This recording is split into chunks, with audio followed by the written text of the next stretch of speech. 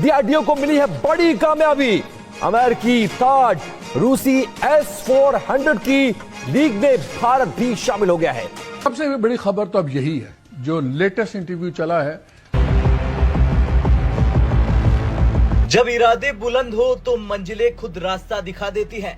जी हाँ, ये लाइन इसलिए क्योंकि भारत के डिफेंस सेक्टर में एक ऐतिहासिक उपलब्धि हासिल हुई है। India turns 10. A decade-long journey has propelled India to become a global manufacturing hub.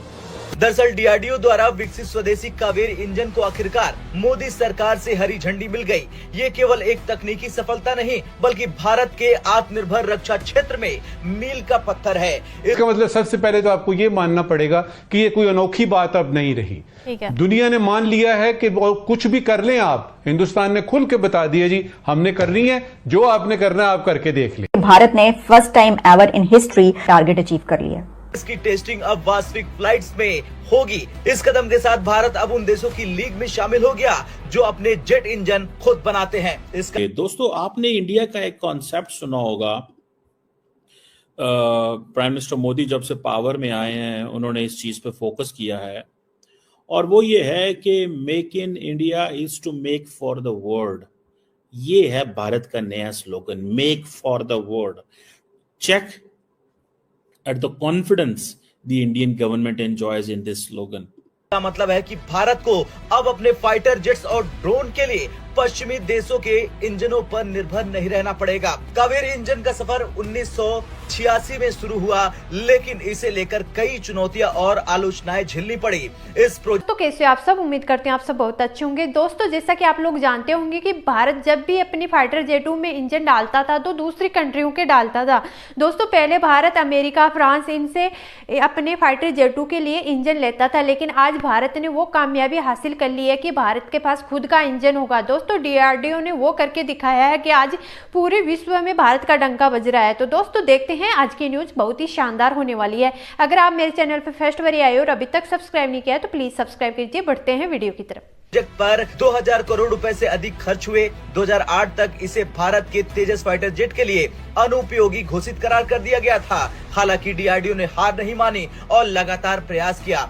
अब इसका ड्राइव वर्जन तैयार है, जिसका इस्तेमाल भारत के घातक ड्रोन और अन्य अनमैन्ड एरियल व्हीकल्स यानी यूएवीज में किया जाएगा। ये इंजन अब अच्छा खासा न्यूटन की थ्रस्ट जनरेट करता है और जल्द इसे 75 किलो न्यूटन तक ले जाने का प्लान है। कावेरी इंजन ये भारत का होम ग्रोन इंजन है, और ये बहुत बड़ी एक बोलते हैं बहुत बड़ी उपलब्धि है भारत के लिए, क्योंकि ये एक पहला कदम है towards self reliance in aero engine fighter aircraft technology. Narendra Modi ने गले में उनको लगाया, उनको कहा कोई बात नहीं, ये साइंस है, गलती हो जाती है। अमेरिका आगे ऑलरेडी, रूस आगे ऑलरेडी, चाइना आगे ऑलरेडी। ये पीछे से जो दौड़ के घोड़ा आता है ना, वो रेस जीतता है। ठीक है, मुझे आइडिया है, मैंने कहा उससे पहले भी इन्होंने चंद्रयान पे जाने की कोशिश की। चंद्रयान तो सक्सेसफुल हो चुका है, उससे एक मिस हुआ, वो 2 मिस हुए। हाँ, तो वो 2 मिस जिन साइंसदानों से हुए हैं ना, वही ये काम कर रहे हैं। उसी भी तो देखे ना कि जो 2 मिस हुए हैं, फिर तीसरा जो सक्सेसफुल हुआ है, सॉफ्ट लैंडिंग जिसने कराई है,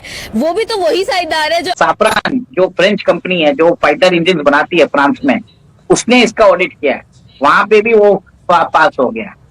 तो मेरा ये मानना है कि इससे आने से भारत को इंडिजिनस फाइटर एयरक्राफ्ट बनाने में किसी की जरूरत नहीं रहेगी।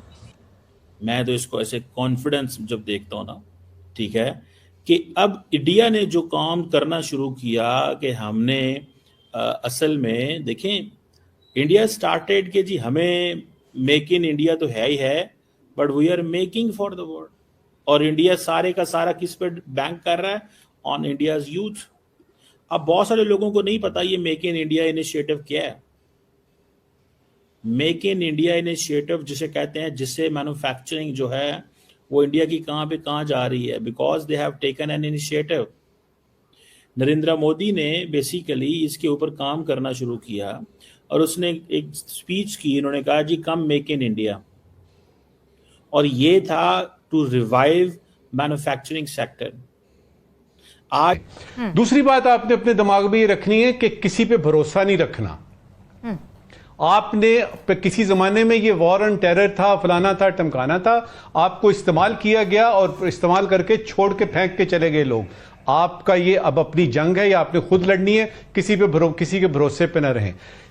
और रोटी खा ली और गला करिए, ठीक है। दुनिया जो है वो, मतलब मैं इसमें हम क्या करें यार।